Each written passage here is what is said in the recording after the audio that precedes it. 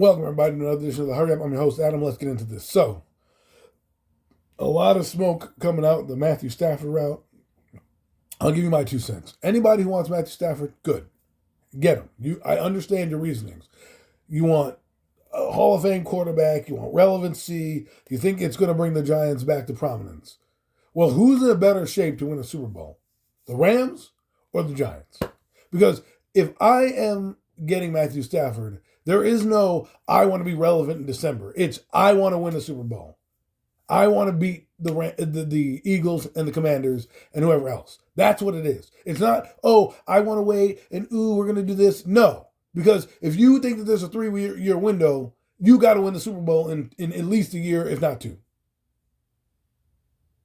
What I'm trying to do with a rookie quarterback is sustain success. The problem is that nobody knows how good these guys are going to be, and that scares people. I don't know why Giant fans wouldn't want to get their own quarterback. They want to get a retread off of somebody else's team because they think it's sexy to look at. You think Stafford's going to have the same impact on the team? Sure, he might win you 7, 8 games, but what are we trying to do here? Am I trying to win 7 or 8 games to not then get a quarterback to then have a guy go, you know what? I got my guaranteed money. I'm out. You know what I mean? Or with the Rams or the Rams, who are in a window right now with their young team and their quarterback to go further than the Giants. They took the Eagles, the only team took the Eagles and put them on the ropes last year. But now the Giants, who are in desperation mode and with their fan base as well, want an aging quarterback to what? What does the aging quarterback do? Because everyone so thinks that it's so that you can't get a rookie and do it and be relevant. You're telling me that the Giants could not bring in Cam Ward or Shedeur Sanders, even a Bridger like Russell, and not win 7 games?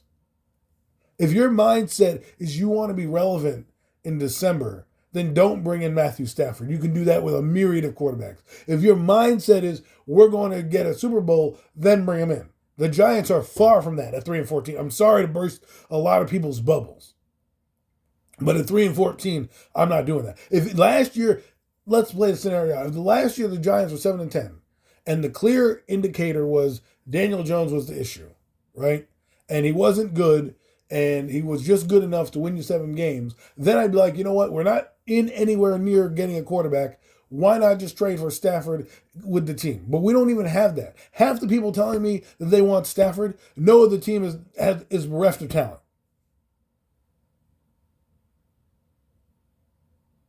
And anyone who wants like an Abdul Carter, okay, that's a stud player, but are they going to be studs right away? Not everybody's going to be studs right away. We drafted Kayvon Thibodeau. He gave us 4 sacks and was injured. He was still waiting on that guy. The only stud that we've drafted in the top 10 has been Malik Neighbors, and we knew he was going to be good from jump. So I understand the Stafford talk. I get it. I understand where your brains are at. But think about it on the other end. Do you want a flash in the pan to win maybe 2 or 3 years and get to the playoffs and fall down? Or do you want to build a sustained winner like the Texans are trying to do, who went to back-to-back playoffs with their young quarterback and have immense room to grow? Do you want to be the Jets, where you get a guy in here and he gets injured or beat up or banged up or the results aren't the same? Now you're stuck with an albatross contract. I don't understand why we as a fan base, I mean, not me, I mean, I'm on a different part of it. I don't associate my part with the Stafford part because I just don't see why I want it, right? I just don't. And maybe you can't see eye to eye with me, but relevance, Matthew Stafford brings juice. I get it. But so does a rookie quarterback. I'm excited for a rookie. Matthew Stafford excites me, but I understand what the end result's going to be, because the rest of the team is not going to be fleshed out. You get Matthew Stafford this year, you're not getting a lot of free agents, and then you're not drafting a quarterback next year. So then what happens in 2 years when you're 8-8 and 8-8 again, or 8-9 this year and then 9-8 the next year, and don't make the playoffs 2 years in a row, but you're just good enough to be flirting with a wild card spot? That's not what I want if I'm bringing in Matthew Stafford. If I'm bringing Matthew Stafford, I want what the Rams want. And that's Super Bowl. And if you can tell me that Matthew Stafford's going to guarantee me a spot in the playoff, not a wild card, it's got a spot to win the division next year, bring him in. If you're telling me that you're bringing in Matthew Stafford because of relevancy and leadership, then I'm not spending all that money for that. I can get that with Russell Wilson. I can get that leadership qualities with Jameis Winston. But if you want a leader and you want to bring in somebody, get me Nick Bolton, a linebacker, playing on a Kansas City defense. That's what you want to do. I would rather do that than spend my money and then I go get a quarterback in the draft. Well, see, the Giants, what people don't realize is this. The Giants have screwed themselves to the point where they need to win now and rebuild. And they've been doing that for years. And the desperation Hail Mary to throw up with Matthew Stafford is only going to blow up in somebody, is going to get both guys fired. If we get Matthew Stafford and end up 7-10, 8-9, what did that do? Maybe he gave you a high five so you can wear your jersey around like, ooh, we won. Are we in the playoffs? No, essentially, we've done nothing. Essentially, we have accomplished and wasted a year of a 37-year-old quarterback. When, mind you, he can stay with the Rams and be fighting for not only the division, because right now, they're the top dog in the division, in my eyes, and they can essentially win that division and be in a mode to win another Super Bowl quicker than the Giants. And now that the cap has gone up, I think it's going to be easier to tinker with that money going forward. I'm sorry that this may not be the answer that a lot of people are looking for the Giants. You may call me a hater or clown, blah, blah, blah, and people get personal because you don't like their opinion or you think that their idea is not relevant. Fine, throw the slanders at me. I've been on an island before with everybody else doubting me about Daniel Jones. How'd that work out? So now I'm telling you, I'd rather start with a young quarterback in-house and develop him and not worry about what the future holds. Because I'm telling you right now, I can probably put money on this, that the Giants will not fire both guys next year if the quarterback shows promise. I don't think John Mara's going to do it.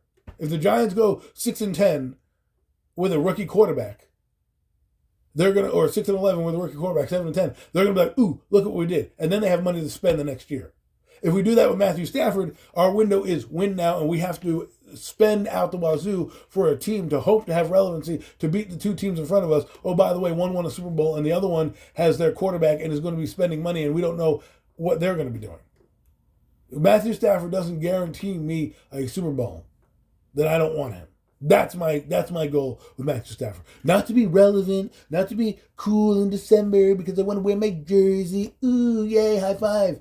No, you bring in Matthew Stafford because you want to fucking win this year. Not in 2 years, not in 3 years, this year. Because a Matthew Stafford is a this year move.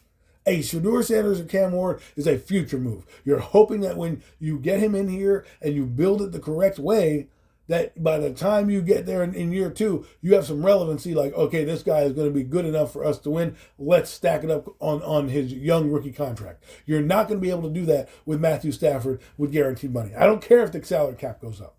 You're not going to be able to do it the same way. And a guy that's 38 and banged up, why would we want that? Look at those factors. Factor everything in. If you don't want a rookie quarterback here to start, then I have to examine your head to say why. Why wouldn't you want a guy here? And anyone telling me pushing the can down the road 2 years, somebody asked me, well, who are the experts that, quarterbacks next year? Nobody knows because the NIL is now in play. People don't think when they open their damn mouth. They just say, well, who do you know? Because they want you to have an instant answer so that they can rebut your answer. Instead of just thinking, well, the NIL, what if Garrett Nussmeier gets injured next year and goes out of LSU? Plus recruiting. Everything's happening now. Colleges are going everywhere. Carson Beck went back for money. Quinn Ewers had money on the table. You have no idea with NIL what these guys are going to do. They don't have to go to the NFL anymore. They can sit back and say, I'll stay here 4 years, let my stock rise or whatever, and collect millions. And then when their eligibility is up, that's when I'll go. But as long as I have eligibility, why don't I play?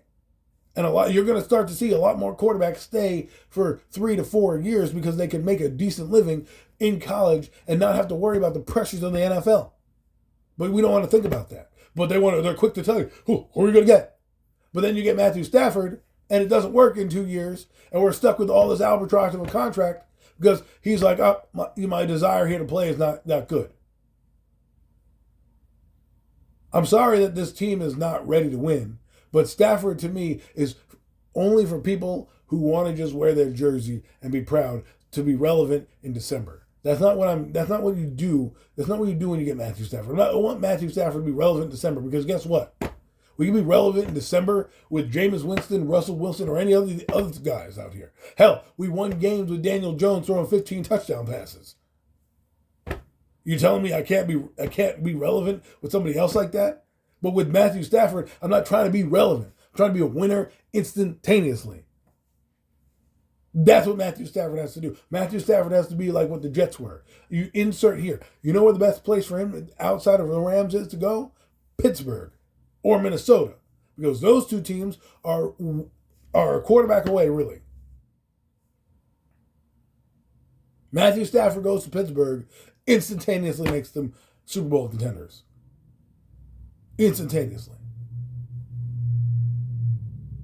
He goes to Minnesota, instantaneously the Super Bowl winners. And that's what you have to look for. And they can pay him. We can pay him, but how do we go from being 3-14 to all of a sudden like, yeah, let's bring in Matthew Stafford? Why didn't we do that in 2023?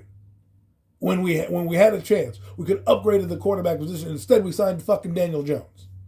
And now here we are. And all you people out there who told me about Daniel Jones, didn't think of Matthew Stafford was an option, told me, hey, they're going to come back and pick their guy. So now you're telling me they're going to get paid they're going to pay another quarterback to then not make the playoffs and then hope to have a job here. And then what are we going to do? What's the excuse going to be then? Do yourselves a favor. Open the mind to a young guy being here. A guy that could be here for a long time. And not a guy that's going to be here for 2 years, probably 3. He can tell you he wants to be here a long time, but it's easy to be there in LA when you have a team already built that's been to back-to-back playoffs with him. Back-to-back playoffs.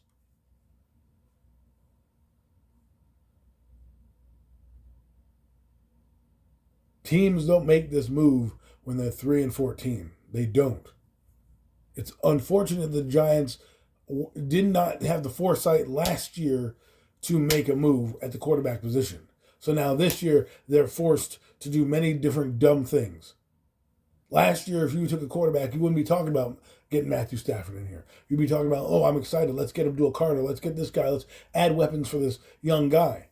But now, because Matthew Stafford's here, we're not thinking big picture. We're thinking about relevancy and juice. You don't think a young quarterback, Ward or Shador or even Dart, is not going to get your juices flowing a little bit?